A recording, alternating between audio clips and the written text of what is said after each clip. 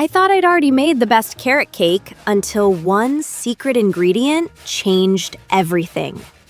Keep watching because this moist, perfectly balanced carrot cake is about to become your all-time favorite.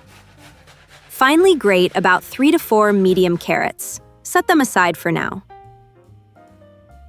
Then you'll need 2 cups of all-purpose flour. We're just gathering the dry ingredients so far. 2 teaspoons of baking powder to give the cake lift, and 1 teaspoon of baking soda to keep the texture soft and tender.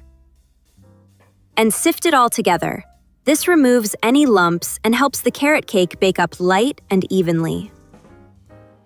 Next, add a pinch of salt to balance the flavors, and whisk everything together until well combined. Now take a clean bowl and add 1 cup of sugar. Then crack in 4 medium eggs. Room temperature eggs work best here, giving you a smooth, even batter. Beat the eggs and sugar for 3 to 5 minutes on medium speed to get light, airy layers. For a more moist, dense cake, beat for just 1 to 2 minutes on low. Don't go too crazy. Too much air will make the cake rise, then sink and lose its structure. Next, add about 3/4 of a cup of vegetable oil and about a teaspoon of vanilla extract to enhance the flavor. Use a spatula to gently fold in the oil and vanilla. This keeps the batter light and smooth. Finally, it's time to add the dry ingredients. Add them in batches so the batter stays smooth and you don't overwork the flour.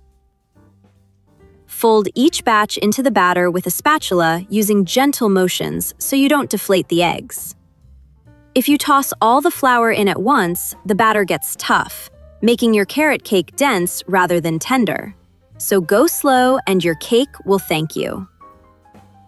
This is exactly what your batter should look like. Soft ribbons that briefly rest on the surface before folding back in. All right, now take another bowl and add the grated carrots. Next up, toss in a cup of finely chopped walnuts and, of course, the spices. 1 teaspoon of cinnamon for warmth and depth of flavor, and half a teaspoon of nutmeg. I also like to add the zest of 1 orange. It's optional, but it adds a bright, citrusy note that really complements the carrots and spices. And now, pineapple, our secret ingredient.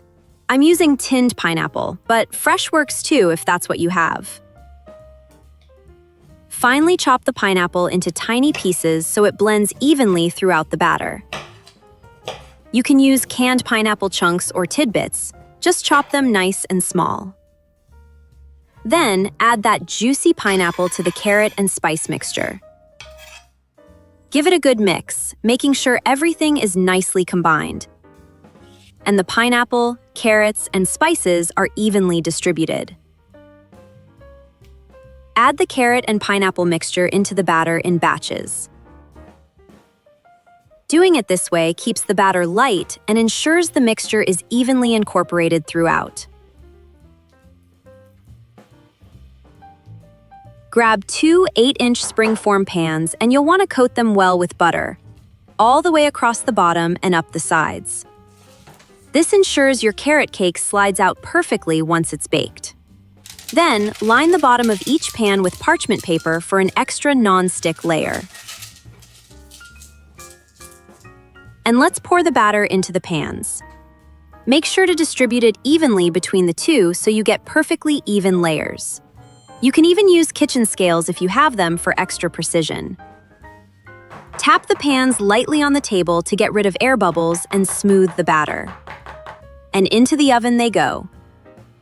Be sure it's preheated so the cakes bake evenly.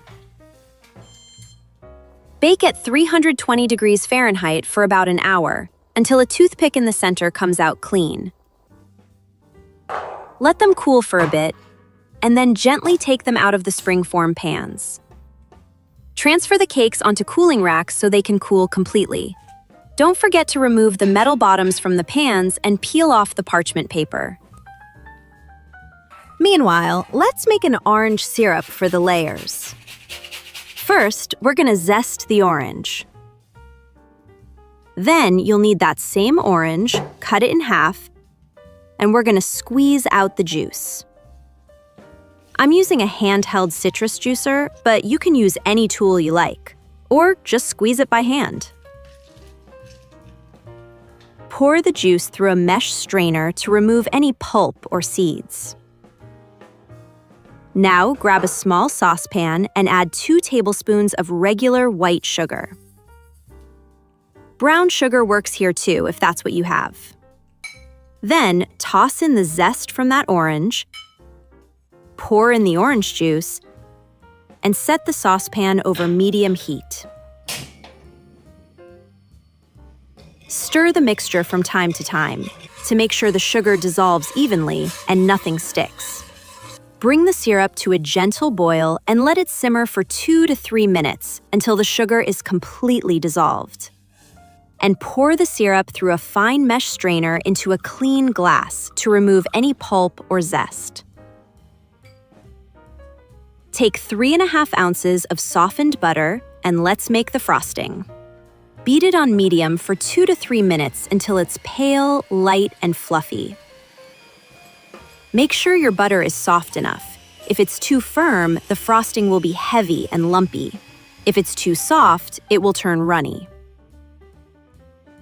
Next, add 12 ounces of cream cheese and beat on low speed for a minute or two, just until everything is fully incorporated and smooth.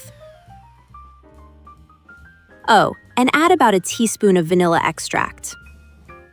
Philadelphia or a similar full-fat cream cheese works best here. Just make sure it's softened so it blends in easily. This is exactly what you're aiming for. Next, we'll add 1 cup of powdered sugar in batches, beating briefly after each addition to keep the frosting light and smooth. Start on low speed for a minute or two so the sugar fully incorporates, then turn to medium and beat for another minute until it's fluffy and light. Be careful, don't beat too much or the frosting can break down. Place the first layer onto a cake board or any flat surface. Generously soak that layer with the fragrant orange syrup. Add a good dollop of frosting on top. Try not to sneak a taste. I know it's tempting. Then gently spread it into an even layer. Use light pressure, just enough to smooth it out without pressing down. Then place the second layer on top. Press it down gently, and repeat the same process. The orange syrup is perfect for this carrot cake.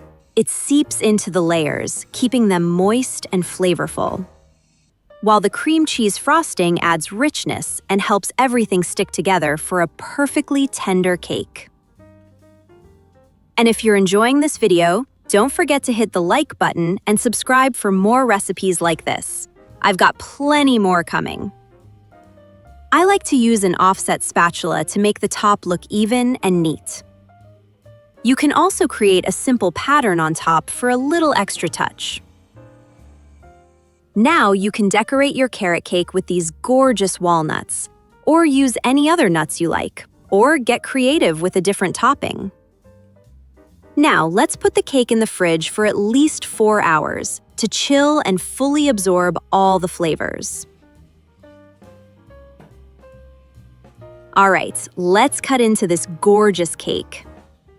Thanks to the pineapple, this carrot cake stays incredibly moist, with orange syrup-soaked layers, warm spices, sweet carrots, and rich, buttery cream cheese frosting.